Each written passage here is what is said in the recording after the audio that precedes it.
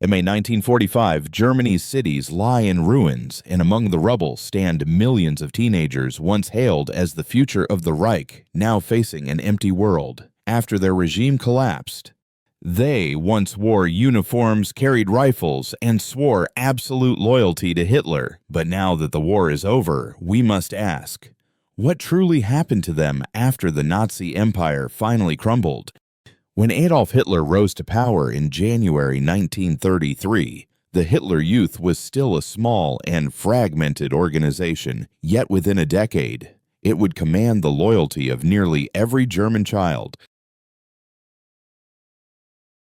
Under Reich youth leader Baldur von Schirach, the movement expanded rapidly as the Nazis saw the youth as the foundation of their future state and worked to shape them in the Führer's image.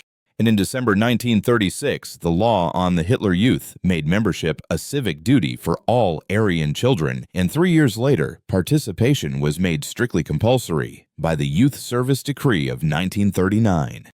And every child was to be trained physically, politically, and ideologically to serve the Reich, blurring the lines between childhood and militarized loyalty through weekly meetings, marches, and mandatory weekend camps for all. And the organization was strictly divided by age and gender. The Jungvolk for boys aged 10 to 14 focused on drills and songs, while the Hitler Jugend emphasized endurance, marksmanship, and absolute unquestioning obedience. Simultaneously, the League of German Girls focused on homemaking, nursing, and physical fitness. Together, these branches turned adolescence into state service, ensuring that every aspect of young life was dedicated to the Reich. When war began on September 1, 1939, the Hitler Youth shifted from preparation to participation, serving as air raid messengers, fire watchers, and anti-aircraft auxiliaries. As Germany's losses began to mount on every front, by 1943, older boys were trained in specialized units to feed directly into the Wehrmacht and Waffen-SS, with many 17-year-olds seeing brutal combat on the Eastern Front or in defending German cities. And in 1944, as Allied armies advanced, Hitler called upon his youngest followers once more, drafting thousands into the Volkssturm militia, where some units like the 12th SS Panzer Division fought with fanatical discipline. At Normandy, they suffered catastrophic losses, yet others continued defending Berlin in April 1945, armed with Panzerfausts and propaganda-fueled courage, standing as the final desperate line of defense in a city burning. And by the time the Reich fell, the Hitler Youth had lost its purpose and its innocence, leaving millions of members displaced, orphaned, or traumatized, as their leaders either fled or were captured.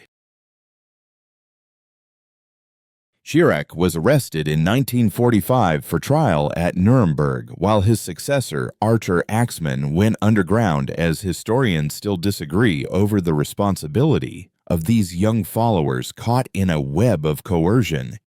When Germany surrendered in May 1945, the Hitler Youth disappeared almost overnight. Its flags, uniforms, and emblems were hastily buried or burned, as the Allied powers moved quickly to dismantle every trace. And on October 10, 1945, the Allied Control Council formally outlawed the organization, declaring it a key component of the Nazi state, confiscating its property, and banning all activities to prevent any future resurgence.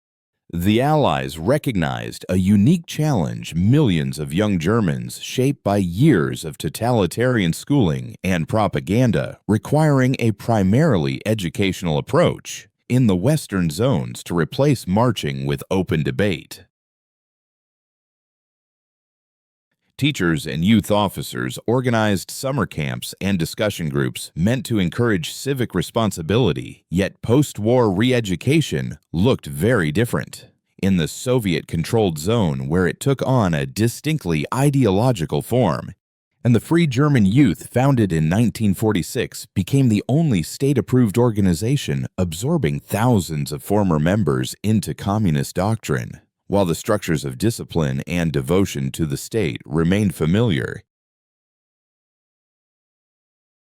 And for adult leaders, the reckoning came in courtrooms. At the Nuremberg trials, Baldur von Schirach was charged with crimes against humanity for spreading Nazi ideology and deporting Jews, receiving a 20-year sentence. Artur Axmann was later sentenced to over 3 years for membership in a criminal organization, while for ordinary members estimated at 8 million, the process of denazification was far less clear or consistent. Most were classified as followers rather than active offenders, as authorities realized punishing an entire generation was counterproductive, focusing instead on schooling and removing Nazi symbols from every aspect of public life. By 1949, when the Federal Republic of Germany was founded, the issue of guilt largely faded from public debate. Yet beneath the surface, the trauma of worshiping a vanished leader remained deeply embedded.